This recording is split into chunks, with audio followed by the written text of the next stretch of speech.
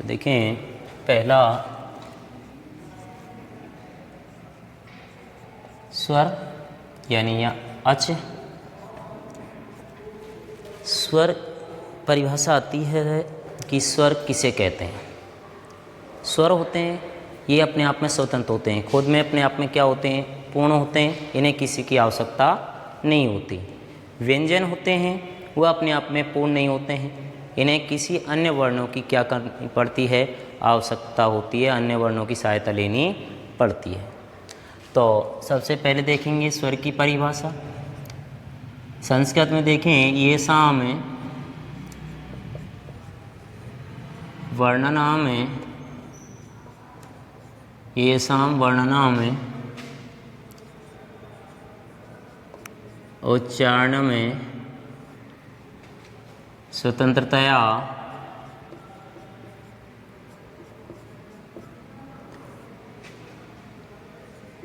भवति।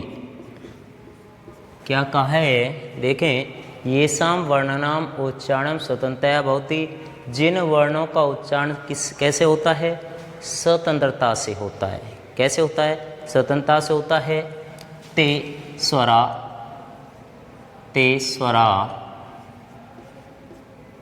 संति, वे क्या हैं, स्वर हैं। वे स्वरा ते स्वरा कथयन्ते या ते स्वरा संति, वे स्वर हैं। कथयन्ते, वे स्वर कहलाते हैं। वे क्या कहलाते हैं, स्वर कहलाते हैं। जिन वर्णों का उच्चारण कैसे होता है, स्वतंत्रता से होता है, या अपने आप में स्वर हैं वो स्वतंत्र होते हैं, इन्हें किसी दूसरे वर्णों की या दूसरे की आवश्यकता नहीं होती। जैसे स्वर क्या है, ए है, तो ए क्या है, एक वर्ण हो गया, इसमें किसी की आवश्यकता नहीं है। ठीक है, तो स्वर होते हैं वो अपने आप में पूर्ण होते हैं, इन्हें किसी की आवश्यकता नहीं होती। तो हिंदी में लिखें जिन वर्णों का उच्चारण जिन वर्णों का उच्चारण जिन वर्णों का उच्चारण स्वतंत्रता जिन वर्णों का उच्चारण स्वतंत्रता से होता है,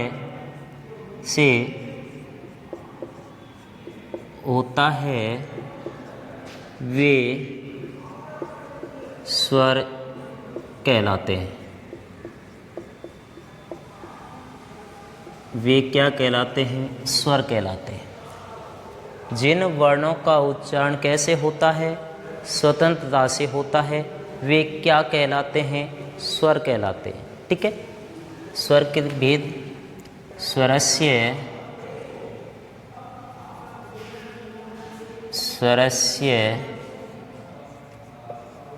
भेदा संति। स्वर के भेद होते हैं, कितने भेद होते हैं, स्वर के त्रिभेदा संति। कितने होते हैं, त्रिभेदा संति। कितने भेद होते हैं, 3। स्वर के कितने भेद होते हैं, 3 होते हैं। नंबर 1 है ह्रीस्वर, स्वरा। ठीक है, ह्रीस्वरा। नंबर 2 है दीर्घे स्वरा, और नंबर 3 है फिलुते स्वरा। ठीक है, ह्रीस्वर यानी कि लघु स्वर, छोटे स्वर। लघु स्वर बोलते हैं, छोटे स्वर बोलते हैं, किन्हें, ह्रीस्वर को। है में री है, ह्रीस्व स्वरा, यानी जिनका उच्चारण कैसे होता है, जिनके उच्चारण में बहुत कम समय लगे या एक मात्रा के बराबर समय लगे, वो क्या कहलाते हैं, ह्रीस्वर कहलाते हैं। इसके बाद दीर्घ स्वर हैं। दीर्घ स्वर किसे कहते हैं, जिन स्वरों के उच्चारण में 2 मात्रा के बराबर या हीरे स्वर की अपेक्षा दोगुना समय लगे वो क्या कहलाते हैं? दीर्घ स्वर कहलाते हैं। और प्लुत स्वर हैं, प्लुत स्वर जिन्हें के उच्चारण में हीरे स्वर की अपेक्षा तिगुना समय लगे, ठीक है, वो क्या कहलाते हैं? प्लुत स्वर कहलाते हैं। हीरे स्वरों की संख्या कितनी बताई है? 5। हीरे स्वर कितने होते हैं? 5 हैं।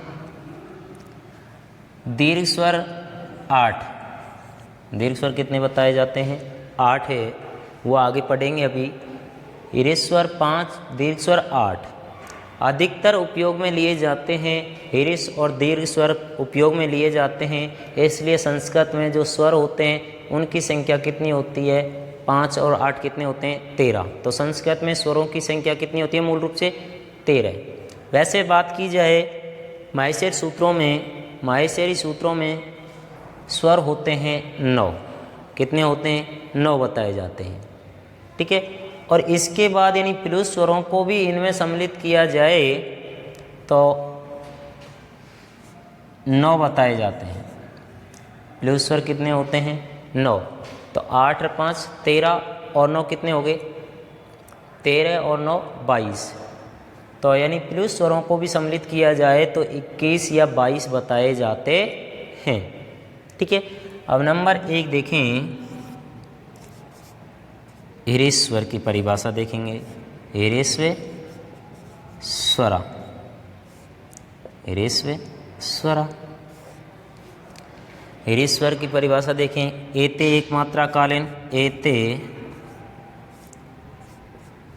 एक मात्रा कालीन, एते एक मात्रा कालीन उच्चार्य माने।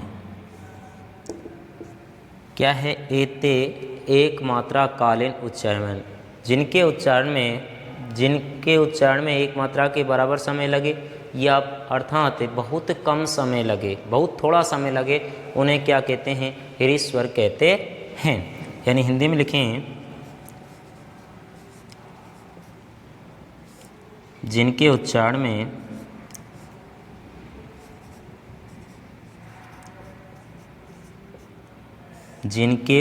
में केवल एक मात्रा के बराबर, जिनके उच्चारण में केवल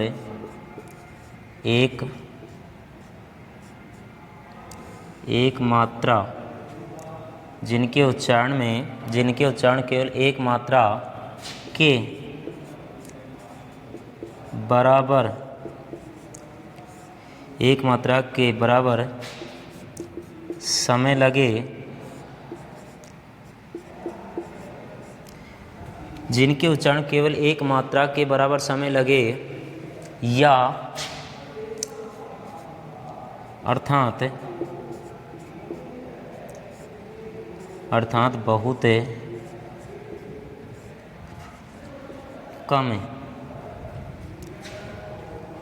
बहुत कम समय लगे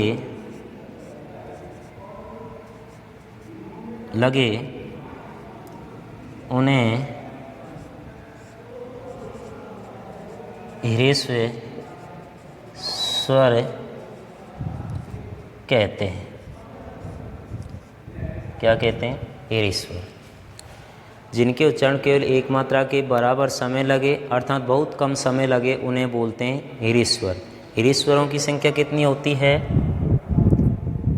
हीरे स्वर 5 होते हैं। कितने होते हैं? 5। कौन कौन से होते हैं? देखो,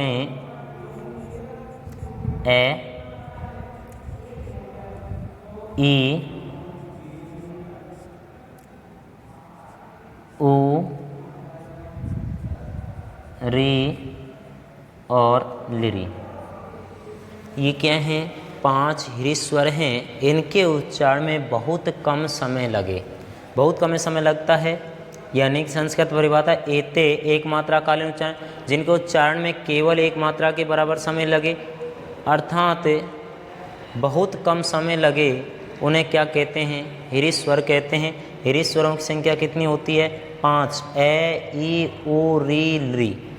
ए, ई, ऊ, री और लिरी। इसके बाद देखें नंबर 2 आता है दीर्घ स्वर। क्या आते हैं? दीर्घ स्वर। दीर्घ स्वर में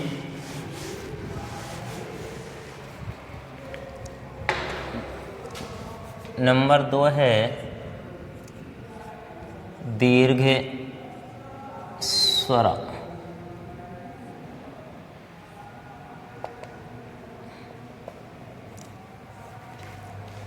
एते द्विमात्रा कालीन उच्चार्यमान एते द्विमात्रा कालीन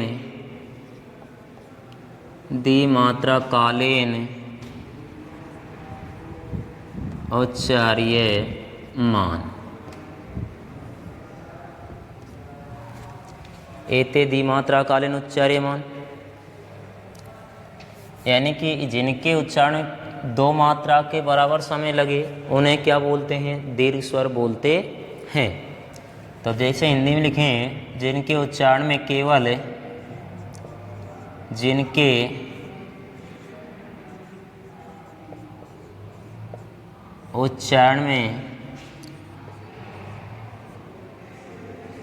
जिनके उच्चारण में 2 मात्रा के जिनके उच्चारण में 2 मात्रा के बराबर समय लगे अर्थात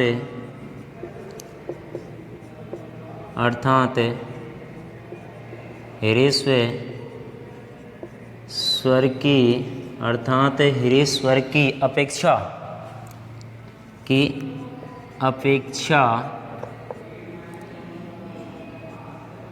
2 गुना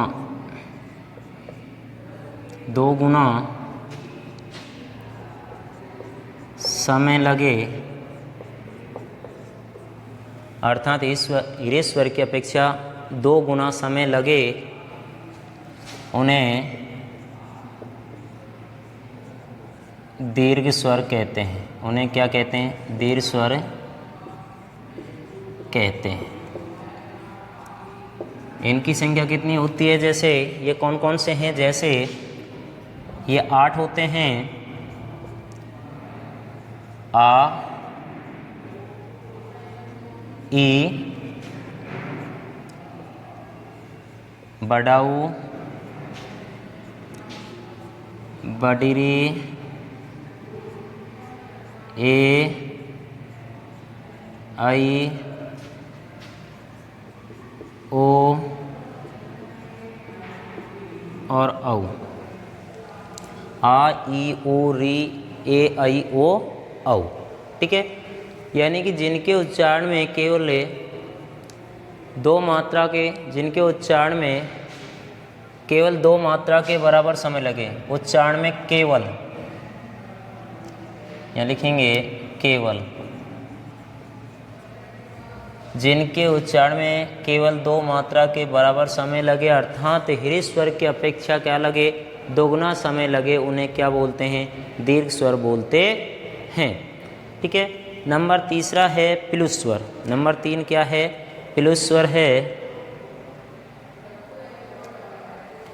प्लुत स्वर 3 नंबर है प्लुत स्वर। ये सामें स्वरानाम जिन स्वरों के उच्चारण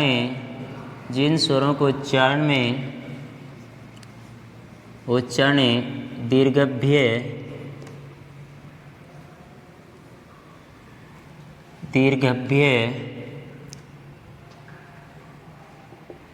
जिन स्वरों के उच्चारण में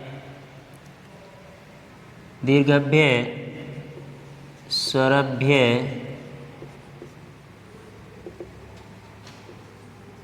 अपि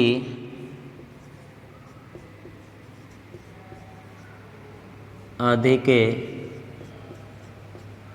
काल जिन स्वरों के उच्चारण में दीर्घभ्य स्वरभ्य दीर्घ स्वर से भी अधिक समय दे अधिक के काल प्रयुज्यते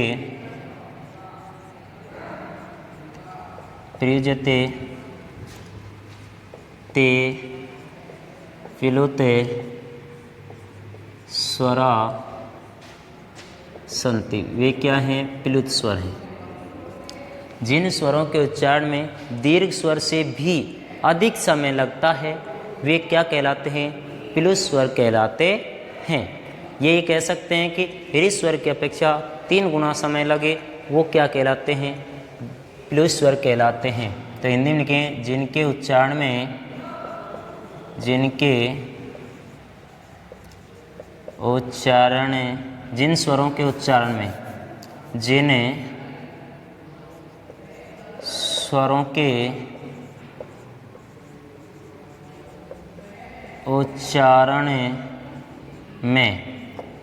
जिन स्वरों के उच्चारण में दीर्घ स्वर से भी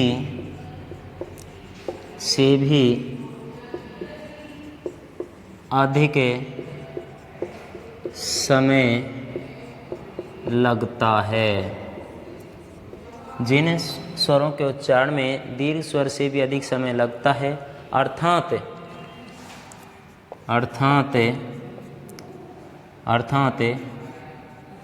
ह्रस्व स्वर से तिगुना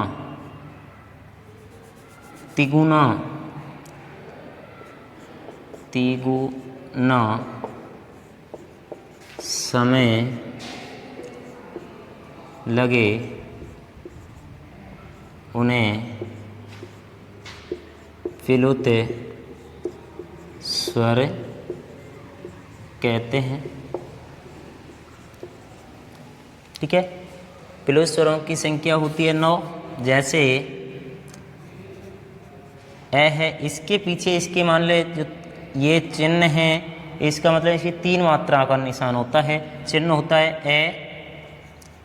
ए के बाद भी ऐसे ही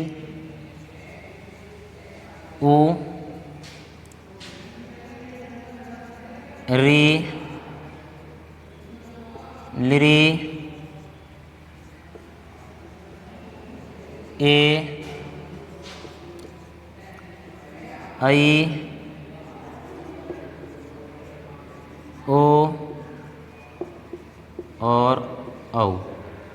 तो कितने हो गए देखो 1 2 3 4 5 6 7 8 9। ठीक है, कुछ विद्वान हैं जो कहते हैं लिरी है कहीं 21 स्वर और 22 दीर्घ। जैसे मान लें 13 तो स्वर हो गए, ह्रस्व 5 और दीर्घ 8, 13 और 9 ये होते हैं, 13 9 22 होते हैं। लेकिन 21 या 22 स्वर बताते हैं क्योंकि जो लिरी है ये क्या है? ह्रस्व होती है, दीर्घ में नहीं होती लिरी और प्लुत में शामिल की जाती है। लेकिन कुछ विद्वान हैं जो प्लुत स्वरों में लिरी को सम्मिलित नहीं करते, तो ये 8 रह जाते हैं। 8 रहने पर 13 और 8 कितने होते हैं? 21 होते हैं। ठीक है, तो ये स्वर हुए ह्रस्व, दीर्घ और प्लुत। तो बेटा आज के लिए इतना ही, आगे कल की वीडियो में देखेंगे। धन्यवाद।